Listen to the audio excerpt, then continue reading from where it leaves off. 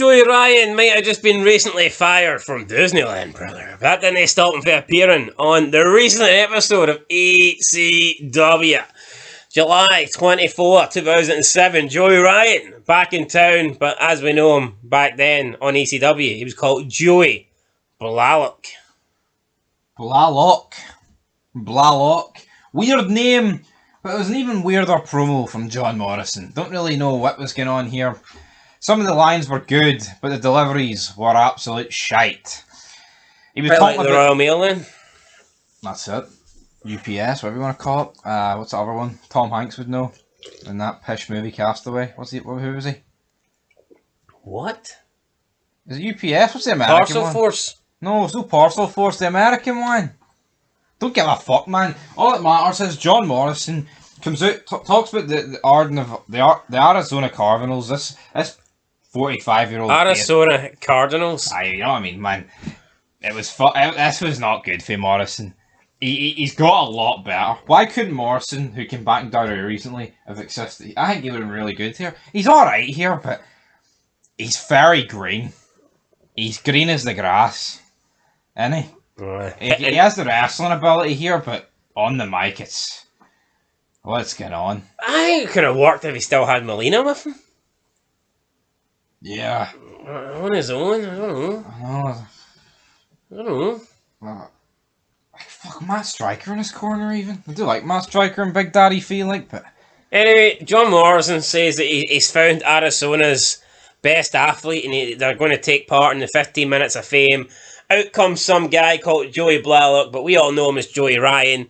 Morrison says, "You ready for your 15 minutes of fame, kid?" Knees the guy, then hits the... What's his Starship? No, what's his finisher called? Starship Pain? No, mate, that's the springboard. Oh, the neckbreaker? Aye, that's the one. Corkscrew neckbreaker? I'm pretty sure he calls it something, but... That's it? Corkscrew neckbreaker? Pretty sure that's the name he calls it. Pretty sure that's what he beats him in about fucking 17 seconds. But I am 99% sure that's what Taz called it. Alright. It was Joey 15 minutes, more like 15 seconds. Whoa! Corkscrew neckbreaker, sucker. Okay, that's what Taz said. I'm telling you, that's what Taz said. And you're doubting me? It is a corkscrew neckbreaker, but I think John Morrison has a different name. But it's not his fucking finisher, so why wouldn't he call it? Why would he call it something different? But is his finisher? He uses Starship Pain. Is it two finishers? What does he think he is? Oh, the Rock's got the rock bottom and Peter's elbow. It's John Morrison, The Rock. No. ECW. Joey Ryan gets buried here.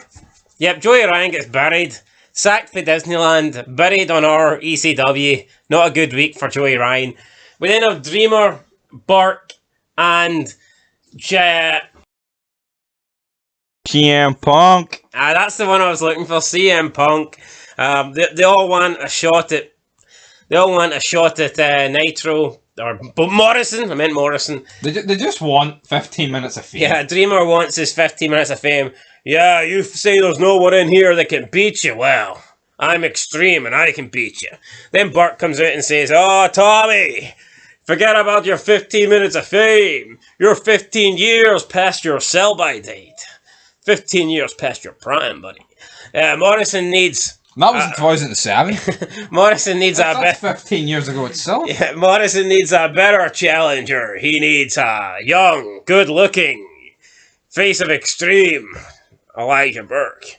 And then Punk comes in, and Punk's like, "Here, give me a shot, and if I don't win, then I'll never challenge you again." Morrison says that he can't compete tonight because he just went for a grueling match. Yes, 2-second match against fucking Joey, but not. But then he makes the deal that use 3 of a match tonight, and whoever wins doesn't get to challenge him, but whoever wins gets an opportunity to take on the 15 minutes of fame. So, I mean, it wasn't a horrendous opener, but it's the same people you see every time. I don't like the main event scene. Jesus Christ, can we freshen up a wee bit? Why can't Big Daddy Fee be a part of this? Why can't Big Daddy Fee just come in and kill them all and leave with the belt? Like Benoit would? Yeah. Not so much with the belt, but yeah, points still taken. Up next, Stevie Richards versus Kevin Thorne. They were talking about Richards upsetting Thorne last week with a surprise win. He does it again this week with a roll-up. Kevin Thorne can't believe it. Stevie Richards is screaming up the ramp, I showed you! You seen? I mean, yeah, okay. right? I was supposed to care though. I mean, doesn't do much for me. To me, this just buries Kevin Thorne, who's already buried at this point, and Stevie Richards, he's been done for about 6 years at this point. I mean, yeah, I mean, you can just stick to the Vince Russo podcast. We get a special look at Daddy Fee, all 19 seconds of it. Then we get a Daddy Fee 3-on-1 match. I believe one of the people in this match is Paige's brother, but I mean, who gives a shit about him? Was it the flabbier guy? I think it's the guy in the blue trunks. Daddy Fee beats these guys in under 5 minutes. What, and right? I tell you what, Daddy Fee's matches are entertaining. They are entertaining, and I was about to say this. The spots he took in this match are better than anything I can remember from Paige's in-ring matches. Yeah. No, see Daddy Fee, like, he legit looks like he's killing these guys. It's if maybe it's like it's if McMahon saying, here, you go out and fucking make it look real. Make him look strong. I mean, and the commentary's putting him over as well. I mean, he's just fucking hitting them with big splashes and slams and, like fucking almost tearing their heads off their shoulders. Big Daddy Fee is being booked as a legit monster heel at this point. And, I mean, I think the belt should be going on him. But I get it, Morrison's a heel champion, but, for me, Big Daddy Fee's on fire at the moment. After the match, Boogeyman comes out, a new and improved looking Boogeyman. I mean, this new Boogeyman legit looks like the devil. I would actually be... if I was walking down the street like at night and I seen that, I would fucking walk the other way. I would do a 180. I would go into shitebag mode if I just seen this face. I'd cross the street like I would. Like, I mean, the Boogeyman... I'm not saying he didn't look a bit freaky before, but... I mean, to me, he looked a bit more goofy before. Oh, this looks... This new face paint looks like like evil, scary, you name it. I would not fucking mess with this guy. Big Daddy Fee didn't want to mess with him either. Big Daddy Fee exited the ring and he let Boogeyman enjoy his warmth. So, who knows? Big Daddy Fee, Boogeyman, will we get it next week? It's probably the thing I'm most looking forward to in ECW. Whether Big Daddy Fee can dominate and, throw around Boogeyman, who's a bit bigger than... The feud we never knew we needed. That's a feud. Well, hopefully we get it. No ECW, fucking one of them could get released by next week. Then we get something that I don't think we need any more. Extreme Expose performing. And I'm not being gay here. I'm not complaining about 3 hot women on the screen, but I just think we need a bit more at this stage. It's like it's the same thing. It's like the Nitro dancers, isn't it? But only not at the start of the show. Yeah, like I don't know how many episodes ago it was. Oh, the Nitro girls. They're actually using guns. I feel like that's when it peaked. Right. They had guns. Yeah, now they've got Miz. The Miz. So.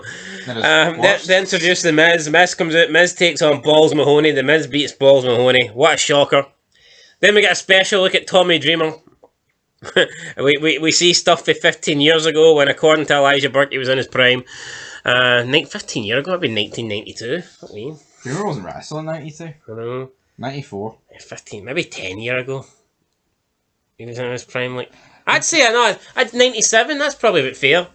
Aye, 97. That's probably a bit fair, actually. Is it not mad that Tommy Dreamer's prime is like 3 years into his career? And he's still going? I know, like... Should this not have been his prime, like?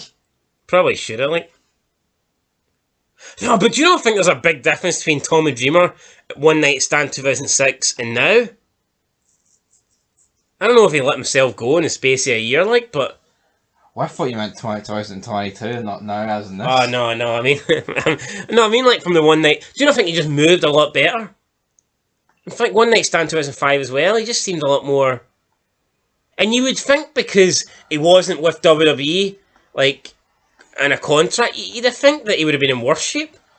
You would have thought him working regularly. I think this ECW probably just depressed him, to be honest. No, but would you not say... do you not think he would have been in worse shape for the one night? Or do you think because it was one ECW, he got himself in the best shape he could? Probably. That. But no, I guess it works both ways. But I would have thought because he was consistently week in, week out working with WWE, he would have tried to maintain a better shape or whatever. But yeah, I'm not here to bury Tommy Dreamer fucking in no good shape myself. So I big up Tommy Dreamer. Tommy Dreamer's great, so let's stop for him. Then we get Burke talking about what he'll do in the main event.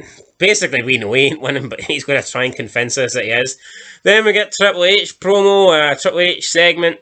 He's returning at SummerSlam. We can make him better. We can make him stronger. Basically showing you a bunch of doctors working on his fucking leg and shit like this, and he looks like the Terminator.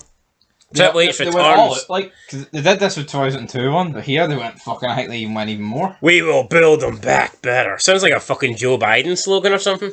Build back better. We all know what happened there. Hopefully Triple H has a better return than... Hopefully Triple H has a better return than Joe Biden's presidential run. Then main event time, CM Punk, Tommy Dreamer, Elijah Burke. Match wasn't bad. Punk defeats Elijah Burke. Tommy Dreamer not taking the pinfall.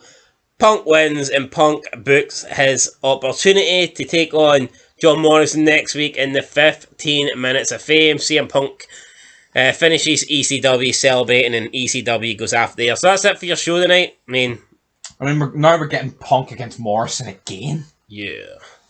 Fucking hell. But Big Daddy Fee again. I think Big Daddy Fee against Morrison, because you know it's not going 15 minutes, but you kind of think, well, it would be an interesting dynamic, but Punk and Morrison 15 minutes, I can't fucking wait.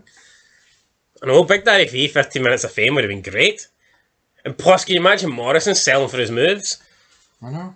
Morrison could have made him look fucking... Even if you had... Imagine Big Daddy Fee was in this match and it was a fatal 4-way. I don't know. But yeah, I mean... A boogeyman distraction could take him out the equation. Aye, so even though he doesn't have to get pinned to lose the match, you know what I mean? Yeah, nah, so that's it. CM Punk wins the match, ECW ends.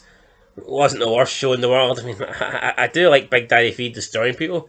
And the new look of Boogeyman certainly is entertaining.